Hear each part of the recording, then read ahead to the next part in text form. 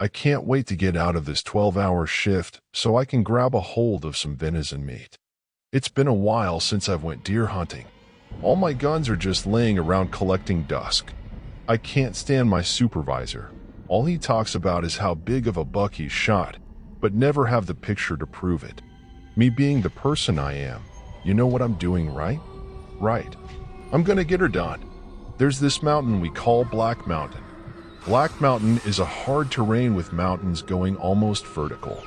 The average hunter won't dare hunt this mountain due to the harshness of it. When we hunters shoot an animal and we kill it, we call this a harvest. When you do get a harvest, my lord, just the thought of dragging it back to the car will deter most of us. Most hunter knows the luck of waking up to a frozen forest, full of white freezing frost covering the ground like a blanket. Yup, there might be some tripping and sliding today, I told myself. I'm not scared though. I've hunted this part of the Western Carolina many times. I've just been busy, you know. With technology nowadays, all you have to do is go online and buy a hunter's license. I remember back then when we had to go to the famous Walmart or gas station to get a new hunter's license. Nope, not anymore. A click of a button and I'm on my way to Black Mountain. This was going to be my first harvest this year, and I couldn't wait to get buck fever. Black Mountain was 2 hours away, so I had to get up 3 a.m. the next day. I got home from work at 7 p.m., ate a slice of old pizza in the fridge, and packed my book bag for the hunt. By 10 p.m., I was yawning, so off to bed I went. I was so excited I couldn't sleep almost all night. My mind was racing with the thought of shooting a deer. My excitement lasted who knows when. I did sleep, but for sure it was not long. My alarm rang and I got up and left to Black Mountain. When I arrived, it was around 5-ish. The walk was about an hour with my heavy-ass book bag, .30-08 rifle, and a 25-pound tree stand. Yeah, the terrain sucked too. On the way to my tree, I had a weird feeling that something was following me. Not thinking much, I brushed it off as being tired. The feeling kept coming back though. I thought I heard footsteps walking with me. I stopped and listened. The forest was silent. I walked again, and again the sound came. This has never happened to me. I stopped again, this time holding my breath to silence myself. Nothing came to this. No sound, no leaves rustling. F it, I said. I've invested too much time already, and I'm not turning back for nothing. The sound seemed to stop after a while, and I reached my tree. By sunrise, I was up and ready to shoot my first deer. There was so many darn squirrels running around my spot, I could barely hear anything but them furry critters. They do say, when you don't go for squirrels, you see them. I laughed.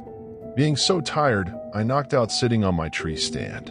A loud whisper woke me. "Wake up," it said. I looked down and I realized that my charm I always carried with me was not on my wrist. I've always had this charm due to unfortunate events. I used to have a shadow come visit me when I was a child. My parents said I would cry nonstop. Eventually, they found out that something or a wandering spirit would come and bother me. My parents went to a shaman and blessed me with a charm tied around my wrist. I was told to never leave it behind, for if I do, spirits or entities have the ability to detect my presence. Back to the story. I looked up from my nap, and there stood a buck. It had to be at least 200 pounds with 12 points. I'm in for the big haul, I gasped. Buck fever started while I looked at this beautiful creature. It was looking right at me about 40 yards in front of me. After a while, it looked down and started grazing. I turned off my safety and I'm raising my gun, never leaving the side of this gorgeous creature. A drip of water dropped on my eyelid and I blinked. In an instant, the deer was gone. How can this be? Was I too tired? Am I just seeing things?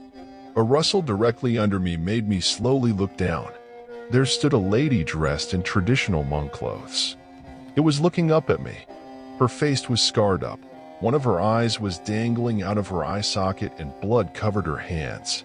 She was trying to climb up my tree. I cried and yelled and took one shot at this hideous monster.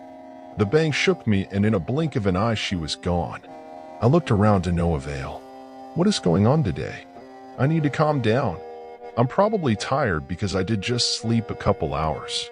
While trying to catch my breath, I looked at my wrist again. No charm bracelet. I gulped.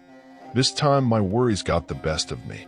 I panicked and I wanted out of this stressful situation. Right at the thought of this, something grabbed my foot. I didn't have to look down. I knew what the fuck was doing it. I lifted my legs up and started kicking. That thing tried and eventually grabbed a hold of my left foot. I looked down and there hanged a lady. She's just holding onto my boots, smiling. She was hanging by a rope wrapped around her neck and tree trunk, plus grabbing onto my boots. It was speaking in some foreign language I couldn't relate. I cried in horror, begging for it to stop. I took my rifle and fired 2 more rounds at it. The lady disappeared. When I got a hold of myself, I dropped everything to the ground except my gun and just stared into the abyss. There stood a deer. It was staring back at me. We stared at each other for a while, then it turned and walked away sluggishly. The back of the deer was bloody as if it had been wounded. When the deer disappeared from my sight, I got up and started down the tree.